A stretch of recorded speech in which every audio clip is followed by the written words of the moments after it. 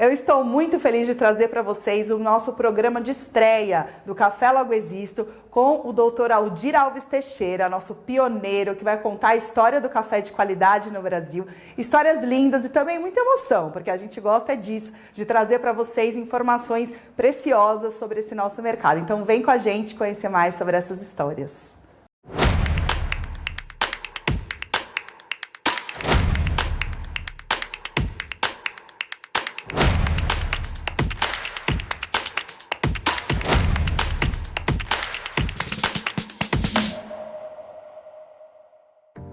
Olá pessoal, estamos iniciando mais um programa Café Logo Existo com o Dr. Aldir Teixeira, que vai nos falar muito sobre toda a origem do café no Brasil. Afinal, ele é um dos responsáveis, e eu não estou sendo muito assim exagerada, porque ele realmente é uma pessoa que tem muita história. Eu estou muito feliz, Dr. Aldir, de conversar com o senhor hoje aqui. Muito obrigada por nos receber. Primeiro um brinde, né, pelo nosso café aqui. Que eu quero tomar logo esse café. Obrigada. Viu? Para nós é um prazer muito grande. Muito bom, né? Nada como começar o dia com um bom café, né, doutor Aldir? E você começou a sua história já muito se relacionando com bons cafés, né? Então, sua história começa lá atrás, quando você inicia gostando muito de plantas primeiro, né? Que você gostava muito de estudar, né, esse tema da agronomia, né? Sempre gostou muito disso. E eu sempre falei em qualidade, mas nunca ninguém ouviu ou não prestava atenção. Porque, na realidade, o produtor não tinha vantagem em fazer qualidade ou não. E aí começa uma história. Me conta um pouquinho como que começou essa sua paixão pela qualidade. Minha paixão começou desde que eu me formei, porque eu sempre estudei qualidade. Eu fiz curso de classificador, de provador de café, eu fiz curso de café solúvel, eu fiz curso para expresso. Então eu sempre me especializei na qualidade do café. E um dia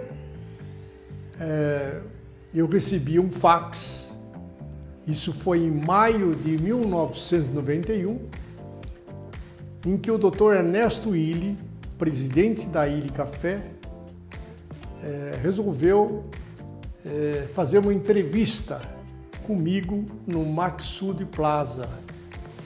Era um sábado. Mas mesmo sendo um sábado, eu fui e cheguei no horário. E aí ele contou qual era a ideia dele.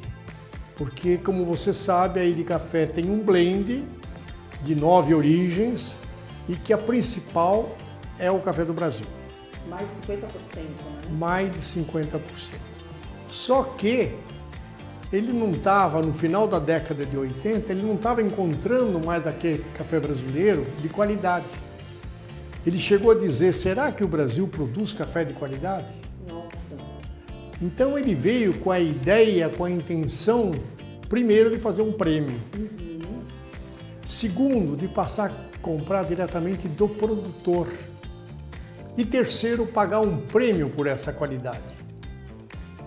Isso foi a reviravolta na cafeicultura brasileira. Eu levei um rascunho de um regulamento no meu bolso. Olha! E aí, quando ele falou do prêmio, eu tirei do bolso e mostrei para ele. Ele falou, é exatamente isso que eu quero. Uma semana depois, ele de Trieste me ligou, me dando a responsabilidade de organizar esse prêmio.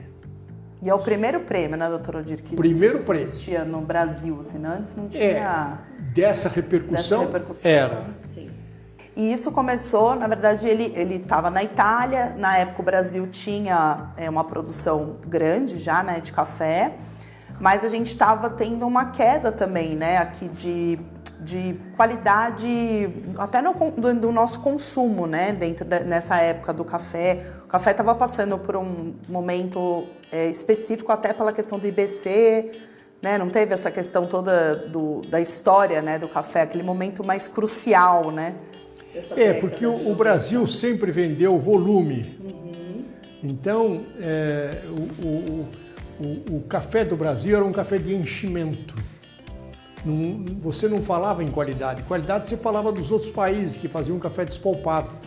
Nós fazíamos o café natural. E o café natural dependia de muitas coisas. Então, não se falava em qualidade. E nós vendíamos commodity, quer dizer, um café que tinha 86 defeitos em 300 gramas. Aí ele veio querendo um café com no máximo 12 defeitos, tipo 3. Desde que não tivesse aqueles defeitos que prejudicam a qualidade, que é o preto, o ardido, o preto verde. Então no café dela não podia ter esse. O senhor conhece muitas regiões, né? Eu não ia visitar a lavoura, eu ia visitar a infraestrutura para ver se ele estava fazendo as coisas corretamente na chegada do café. Pós-colheita. Porque nós somos um país de tradição de colher café por derriça. Quer dizer, nós tiramos do pé de café tudo. Nós vamos com a mão no galho de café e puxamos tudo. Sim. Tem a verdes, tem a passas, tem a maduros, tem a secos. E aí você tinha que saber como preparar esse café. E esses cuidados a gente ia na propriedade e mostrava para o cafeicultor. E isso mudou o panorama da cafeicultura no Brasil. Sim.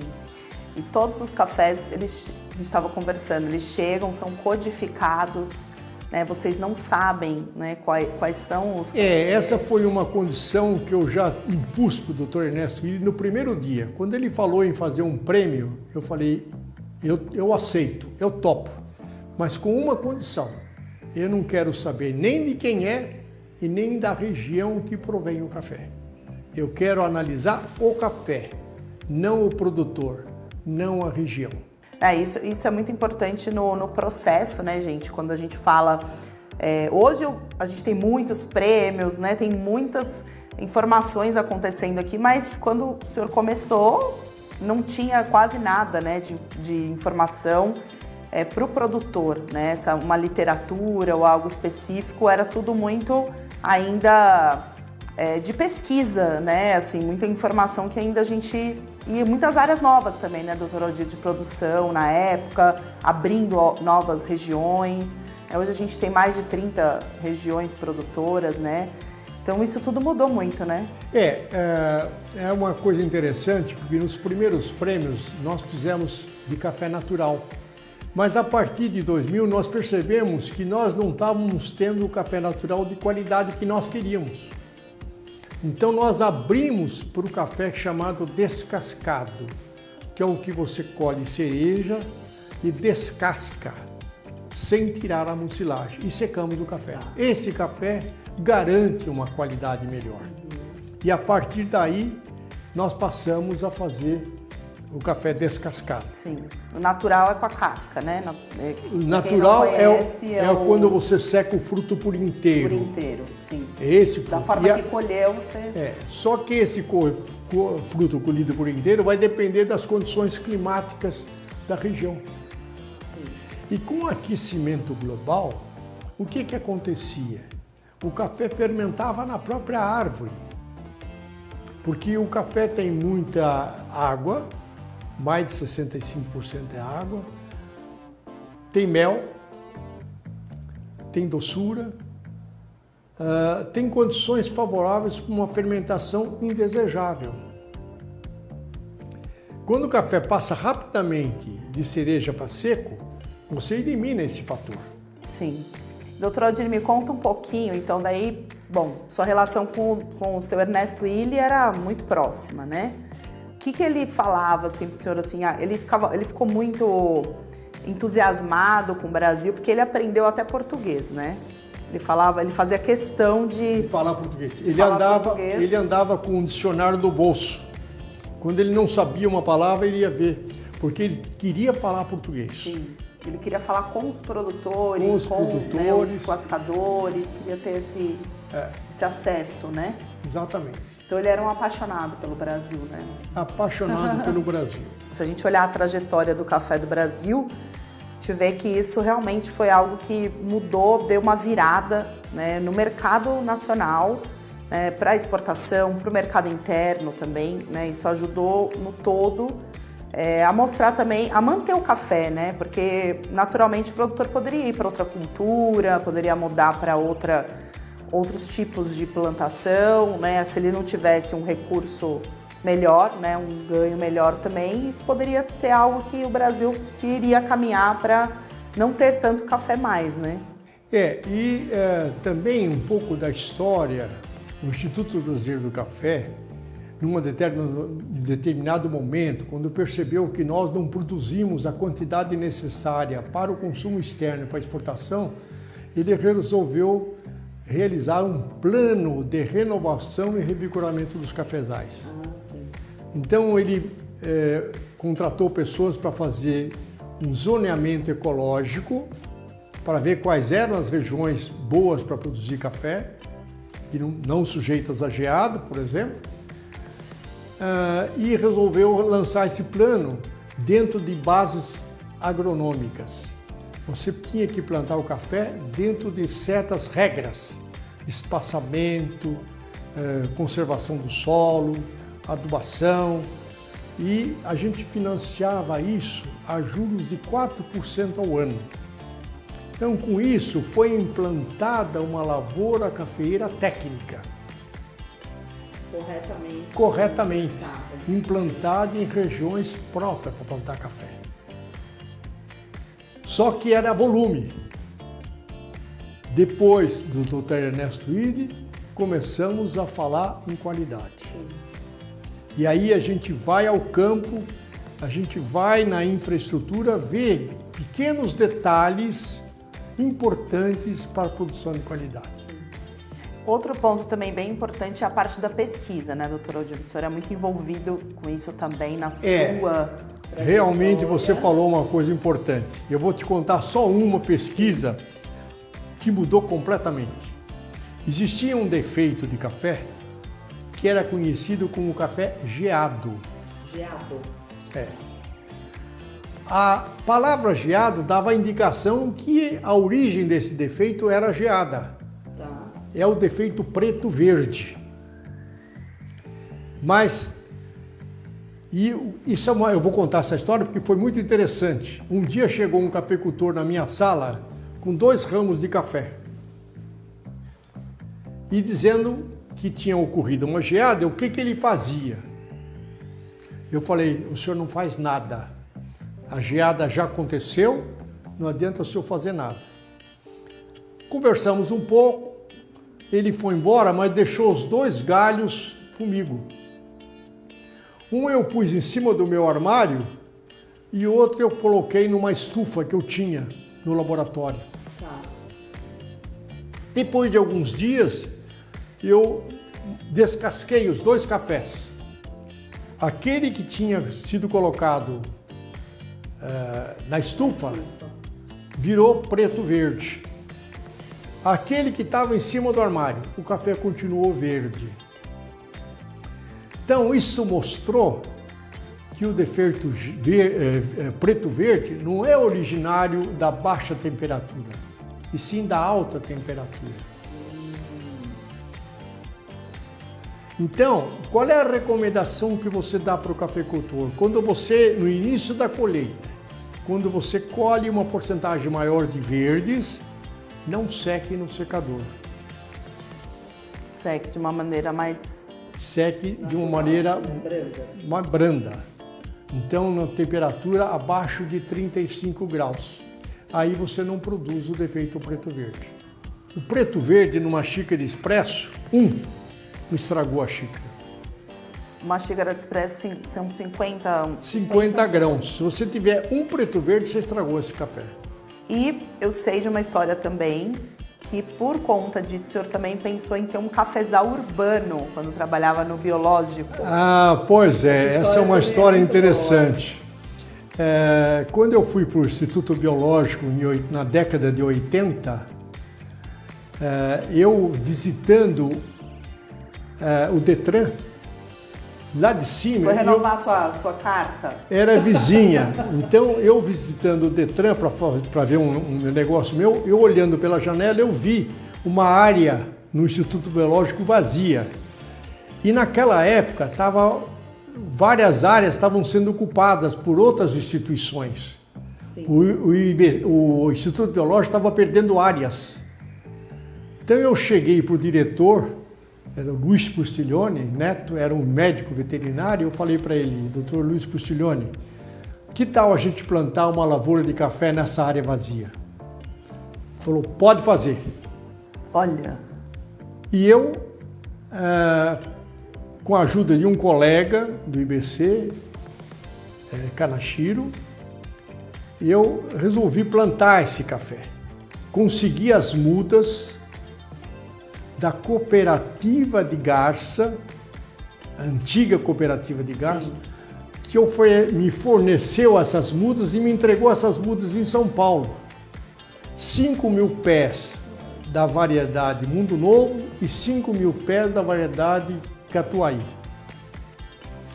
Locamos a área e plantamos o cafezal. Com toda a técnica já, que vocês já tinham. Toda a técnica. Então foi plantada uma lavoura de café. Que legal. Qual era a razão? Primeiro, de ocupar esse espaço. Sim. Segundo, o pesquisador do Instituto Biológico às vezes viajava 400 quilômetros para pegar uma planta doente. E você podia ter ali no próprio local. E uma terceira coisa que foi muito integrante e que foi uma revolução foi as empresas de turismo. Quando eles descobriram que tinha um cafezal no centro de São Paulo, foi um sucesso esse plantio. Tanto que hoje é conhecido como o maior cafezal urbano do mundo. Nossa, fantástico, né? Não, e realmente, assim, você pensar em São Paulo, né, perto de um Parque Ibirapuera ali, né, uma região que é bem movimentada, que tem um cafezal, parece até que a gente olha assim, fala, né, bem inacreditável até, né, você olhar aquela cena, né? Inclusive na época da colheita se chamava a vizinhança para fazer isso, para auxiliar na colheita, para ver como é que faz o café, porque o café tem uma história no Brasil. Com certeza.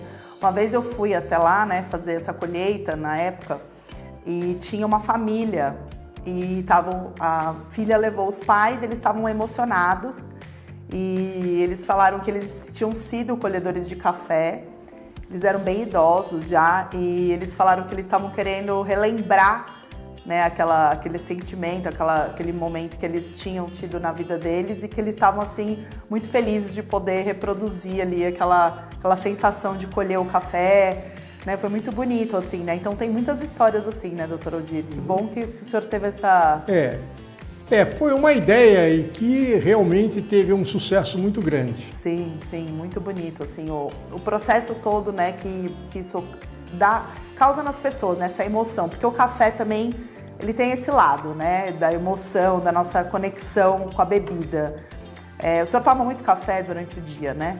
Claro. Não, eu tomo expresso hoje e tomo 3 a 4 cafés por dia, não mais do que isso. É o suficiente para a sua necessidade. Sim. Então, é isso que eu faço. Bons cafés e uma quantidade... Quando você vai, por exemplo, eu até te perguntei, né, se o senhor tem um kit de viagem ou quando vai para algum lugar, leva o café ou não. O senhor deu algumas dicas, queria que você falasse um pouquinho para o nosso público aqui. Quem gosta muito de café de qualidade, né? Como que... Uma regra importante, nunca tome um café que estiver te esperando. Você tem que esperar o café. O café tem que ser feito na hora, porque depois ele vai se oxidando. E não vai ser mais aquele café que você gostaria de tomar. E me fala uma coisa sobre o café expresso, né? Ele amplia, né, todas as características boas ou ruins daquele café. O expresso é um amplificador. Então, se o café é bom, ele fica muito bom. Se ele é ruim, é melhor não tomar. Sim. Então o expresso mostra isso, ao passo que o café de coador é diluído, você não percebe essa característica. No expresso, sim, você percebe isso rapidamente. E o expresso é a forma como vocês provam o café de vocês no dia a dia aqui dentro do laboratório. É uma das formas que vocês... Nós fazemos a prova de xícara, que é mais ou menos 10 gramas para 100 mililitros de água, uma torração média, né? Então nós fazemos essa prova de xícara, que é a primeira avaliação do café. Muitas vezes você consegue detectar um defeito já nessa prova de xícara. E depois você prova o expresso em duplicata. 2 vezes, para confirmar aquilo que você está fazendo. O café brasileiro, por excelência, é um café chocolatoso, um café que tem bom corpo, um café que tem doçura, que vai se completar com café de outros países de altitude, que tem o floral. Olha. Como, por exemplo, o café da Etiópia. Sim. E falando nessas características, nesse balanço, o senhor teve o prazer de ver o Brasil ser campeão mundial dentro do Prêmio Illy, Prêmio Internacional que a Illy faz anualmente. São 9 países concorrentes e sempre premia-se um melhor café. E para nós foi um orgulho muito grande, porque nós selecionamos esse café, nós escolhemos esse café como muito bom. Sim. E esse júri totalmente fora da Illy Café confirmou o nosso resultado. Isso para nós foi uma emoção muito grande de ver o Brasil classificado como um primeiro lugar. Sim. E doutor Aldir, para fechar o nosso papo, você acredita que já passamos o tempão aqui, né? Foi rápido, né? A gente vai falando. E eu queria que o senhor falasse, que eu deixasse uma mensagem assim, sobre o café, né? O café já te deu muitas alegrias, né? Queria que o senhor deixasse uma mensagem para quem trabalha com café ou para quem gosta de café, né? O que o café significa? A minha mensagem para o produtor é de produzir qualidade. Porque toda vez que ele produzir qualidade, ele acha mercado, ele tem preço, sim, ele recebe por isso. Cada vez mais o produtor, o consumidor está ficando mais exigente. Então ele quer tomar um café de qualidade. E se o produtor procurar fazer essa qualidade, vai haver uma união e ele vai ter lucro naquilo que ele está fazendo. Então a minha mensagem: sempre fazer qualidade. A gente gosta de qualidade, sim, não só no café, como em outras coisas. Claro. Né? Então é isso. Gente, fantástico. Esse foi o Dr. Aldir Teixeira, nosso embaixador da qualidade no café do Brasil. Ele leva a paixão até na gravata, gente. Tem a gravata dele, tem grãozinhos de café. Ó, são os detalhes, né, Dr. Aldir? Vale muito a pena, né? Vale a pena. Focar no detalhe, focar no que é bom. Né? Viver assim, focado em fazer o melhor, né? Eu acho exatamente. Que o que a gente gosta e sempre olhando, né, o que a gente ama fazer, né? Exatamente. Obrigada por você mais uma vez, né, me conceder essa honra de conversar. Eu que agradeço essa oportunidade. Venha quando quiser. Muito obrigada, gente. Esse foi o Dr. Aldir, que falou sobre qualidade, falou sobre a trajetória do café especial no Brasil e falou também sobre a paixão dele, né, por café, que vocês viram que é nítida e faz parte da sua história, né? Muito obrigada. Até a próxima. Tá. Até mais. Tchau, tchau.